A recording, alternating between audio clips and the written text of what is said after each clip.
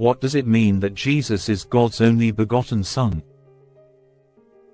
The phrase, only begotten, has been ammunition for false teachers since at least the 4th century at the Council of Nicaea.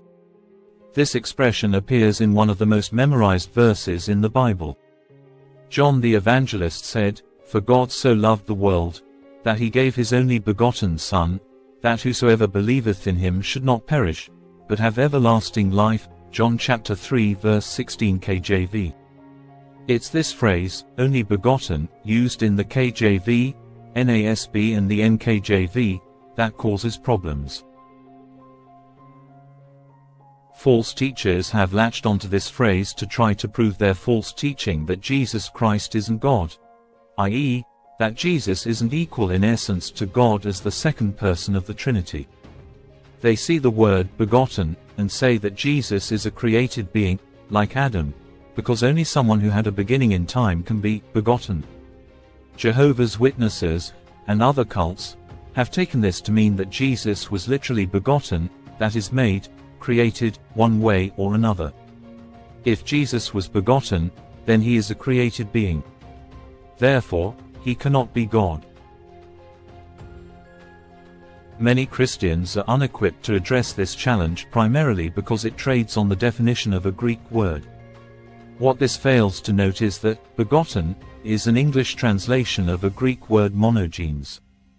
Once you understand the definition of the Greek word in play, the challenge evaporates. So, we have to look at the original meaning of the Greek word, not transfer English meanings into the text. The single Greek word translated only begotten is monogenes. Ancient writers often use this adjective to describe a child's unique relationship with their parent. Moreover, the emphasis was on the specific relationship, not the physical begetting itself. In fact, monogenes is better understood to describe a relationship as one of a kind, or unique. This is exactly how the biblical writers would have understood the word. So what does monogenes mean? According to the Greek-English lexicon of the New Testament and other early Christian literature, monogenes has two primary definitions. The first definition is pertaining to being the only one of its kind within a specific relationship. This is its meaning in Hebrews chapter 11 verse 17 when the writer refers to Isaac as Abraham's only begotten son, KJV. Abraham had more than one son, but Isaac was the only son he had by Sarah and the only son of the covenant.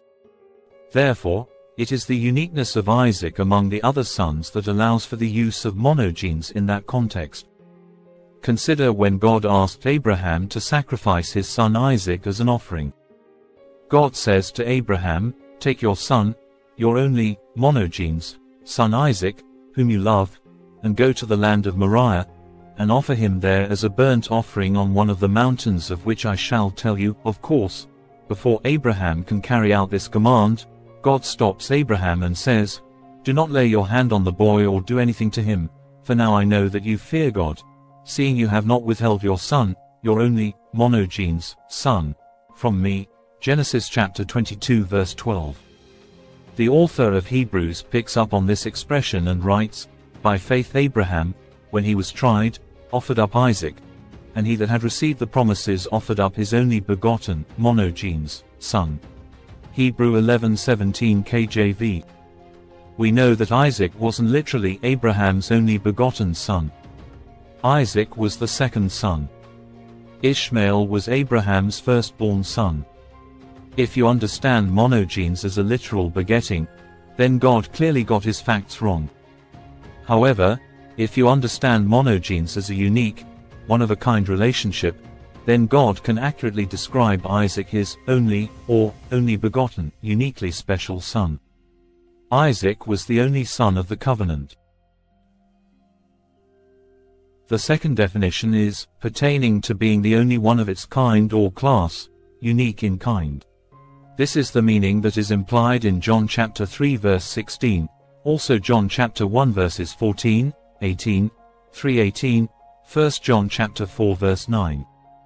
John was primarily concerned with demonstrating that Jesus is the Son of God, John chapter 20 verse 31, and he uses monogenes to highlight Jesus as uniquely God's Son, sharing the same divine nature as God, as opposed to believers who are God's sons and daughters by adoption. Ephesians chapter 1 verse 5. Jesus is God's one and only Son. Jesus is God's unique, one-of-a-kind Son. You can call him the only begotten Son if you like, but remember, this word isn't about procreation. It's about a unique relationship between the Father and Son.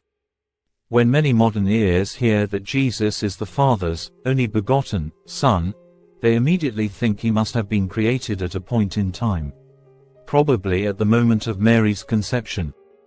However, this is not the literal begetting of a son from a father. This would grossly distort the author's original intent, and is why many modern translators have chosen to use only ESV, or one and only NIV, NLT, HCSB, NET, instead of only begotten KJV, NASB. They are trying to avoid unnecessary confusion. The bottom line is that terms such as Father and Son, descriptive of God and Jesus, are human terms that help us understand the relationship between the different persons of the Trinity. If you can understand the relationship between a human Father and a human Son, then you can understand, in part, the relationship between the first and second persons of the Trinity, although neither of them is lesser than the other one. The analogy breaks down if you try to take it too far and teach, as some pseudo-Christian cults, such as the Jehovah's Witnesses, that Jesus was literally begotten, as in, produced, or created by God the Father, just as Adam was. Which is heresy, of course. Adam was a created human being, the first one but not begotten.